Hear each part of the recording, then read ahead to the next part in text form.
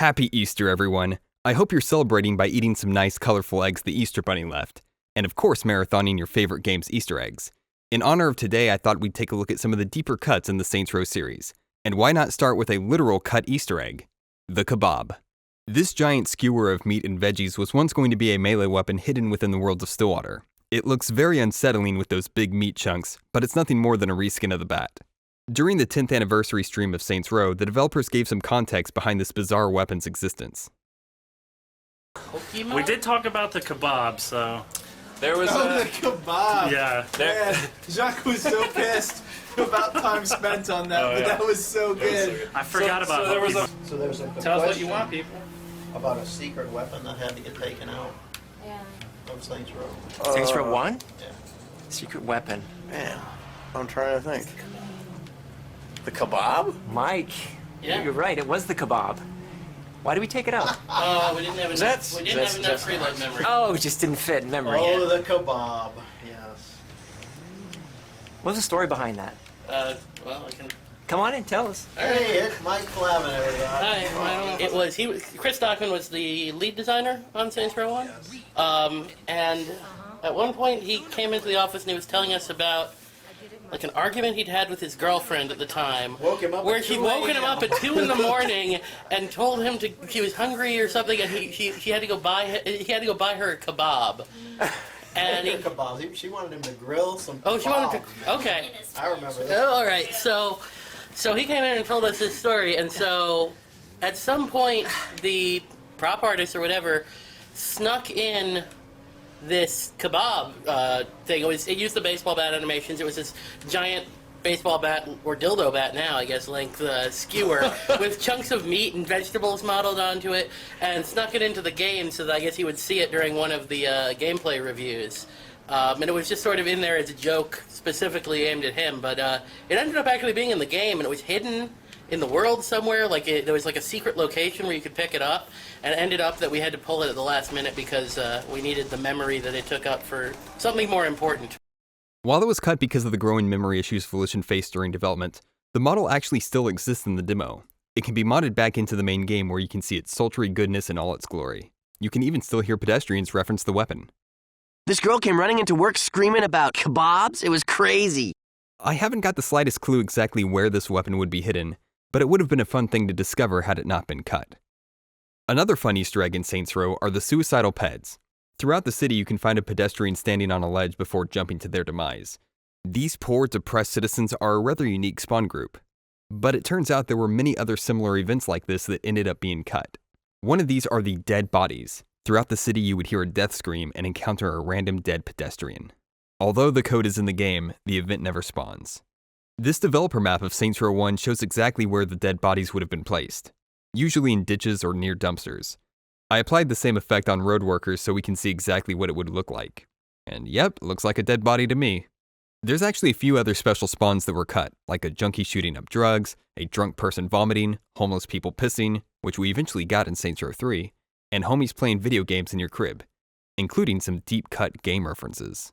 No, you ever see Johnny play that dancing game? It's funny as hell. That princess is a cock tease, always leading them to another castle. There's an extra life up the beanstalk, you dumb fuck. Shit, this nigga ain't bad enough to rescue the president. So is that supposed to be a boomerang or a cross? Go left over the first hill, and you could cut off half the motherfucking course. Will you stop asking those motherfuckers if they seen any sailors? No, motherfucker. I don't want to play a game of lucky hit. For fuck's sake, nigga, jump over the goddamn hole! Wait, so I don't get it.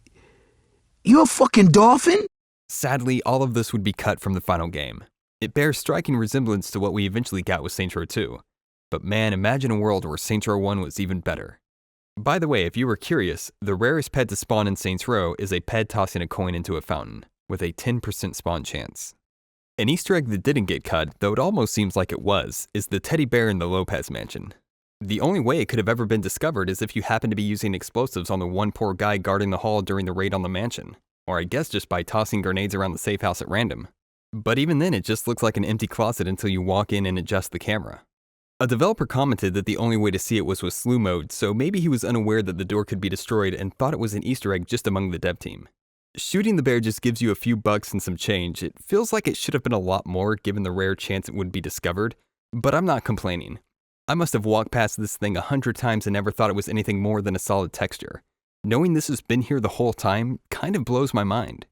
Speaking of mind-blowing Easter eggs, we have to talk about the secret stash. The secret stash is a true, genuine Easter egg. No one on the Saints Row development team knew this was added. While the teddy bear alone would have gone mostly undiscovered by players, I don't think anyone would have ever found this.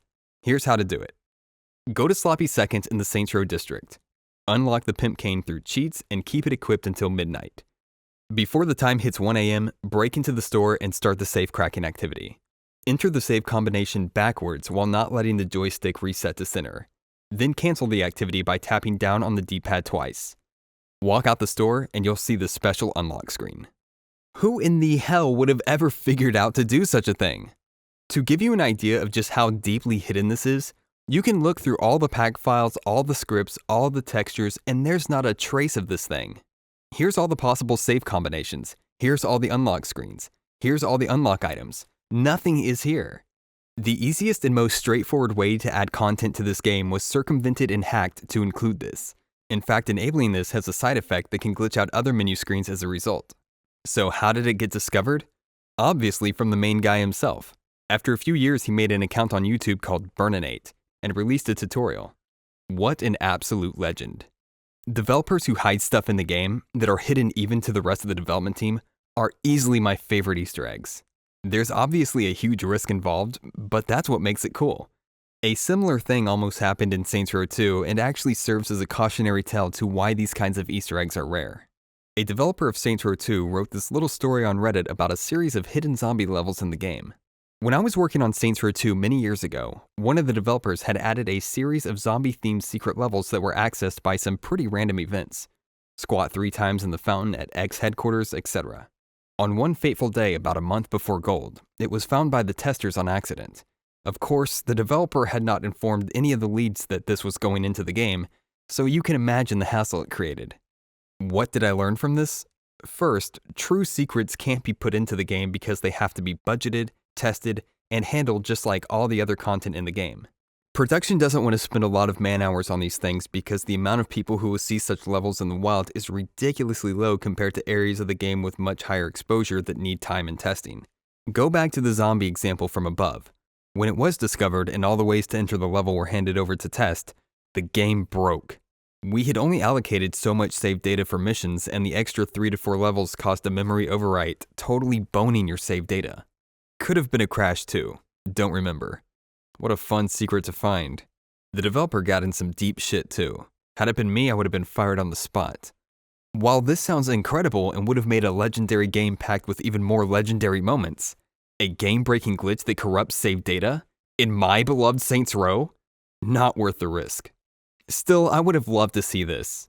According to the dev, the version of Zombie Uprising we do get is a far watered-down version.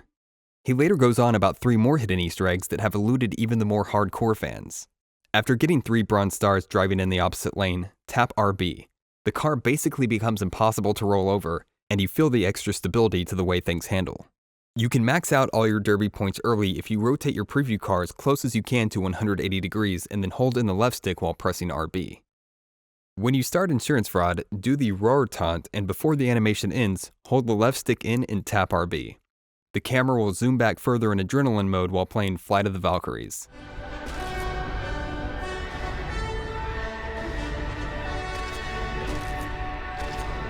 Moving on to Saints Row 3, another Easter egg that is so hidden it had to be something the developers added as a joke amongst themselves are the dildos in the vases of the mayor's office. This is an area within a main campaign cutscene the player is never meant to reach. However, when the set is loaded into the map for the cutscene, it's never unloaded, making it accessible if you fly to its location and force it to load by getting real close with the Spectre. Once inside, you can actually look inside the vases and see the dildos in all their stout glory. However, this actually might cause a lot of trouble for Deep Silver and Volition. Due to strict Japanese censorship laws, any depiction of a human penis in any form of distributed media must be censored. For this reason, the penetrator is turned into a textureless noodle, and the sex machines in SafeWord have all been removed. To give you an idea of just how strict they are, Even Oleg's already censored genitals were covered up with clothes for this cutscene. Everything explicit had to be removed. Except, they forgot the dildos in the mayor's office. Volition has unwittingly violated Japanese media laws and can be subject to penalty. Kind of like a lamer Japanese version of GTA's Hot Coffee. It's still on the disc and accessible to innocent Japanese gamers, and may cause all physical copies to be removed from shelves, in addition to being removed from digital platforms until they're patched out. Another Easter egg that may border on blatant copyright infringement is this zombie in Kinsey's office. It wasn't done by an in-house artist at the studio. It's actually concept art from an early version of Resident Evil 2. This is either an extremely obscure reference, or Volition just straight up stole the artwork. But I'm kind of leaning towards the latter. When the remastered version of Saints Row 3 was released, it revealed that a lot of textures on the DVD set pieces in the cribs were just straight up real DVDs. And of course, how could we forget our lad Jimmy Savile? The legendary DJ from Great Britain also makes a cameo as a Let's Pretend costume model. Okay, to close things out, how could I make an Easter egg video without including the legendary Cabot in the Sea? After finding a series of arrows pointing to various islands and decayed ruins, a giant Cabot emerges from the water, Easter basket and all. This Easter egg is still one of the best I've encountered in a game. Not only is it a creative use of an area the players seldom go, but it's staged as a real treasure hunt. Open world games that lean into the unique exploration aspect of their genre will always be a huge win in my book. There's no nagging, direct objective for the player, it's a voluntary action the player must engage in out of sheer curiosity. The end result being a nod from the developers to the players engaged enough in this interactive art form. Sadly, we're leaving on this Easter egg because Steve Jaros once made a somber remark about it. The percentage of players that even finish a game is already staggeringly lower than what you think it is.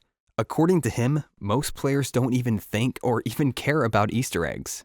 And so their rationale for not including Easter eggs is purely out of content efficiency. Why waste effort and resources on something no one is ever going to appreciate or see? In the case of the secret stash, that to me is a pure Easter egg. No one even knew that was included in the game, hidden even from the dev leads. To me, those are the coolest Easter eggs. The Cabot obviously had to be a neat little in-game event planned by the team after it went through some rigorous process of being approved. One could argue, hey, instead of that thing only 10% of players will do maybe once, let's add a new crib or a new weapon. In place of the Cabot, they could have given us a more practical and functional feature like that cut airport high-rise. But it just would not have been as bold and legendary as the Cabot. Out of curiosity, I looked into some of the reboots Easter eggs, and they're mostly just set pieces in the world. Maybe there is something more fantastic out there, but I wouldn't know.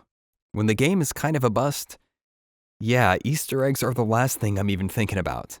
Which is a shame, but it does reaffirm modern developers' attitudes towards these kinds of unmarked quests.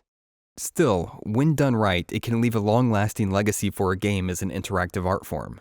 This Cabot, even years later, keeps Saints Row 2 in the conversation as having accomplished a really cool moment in open-world design.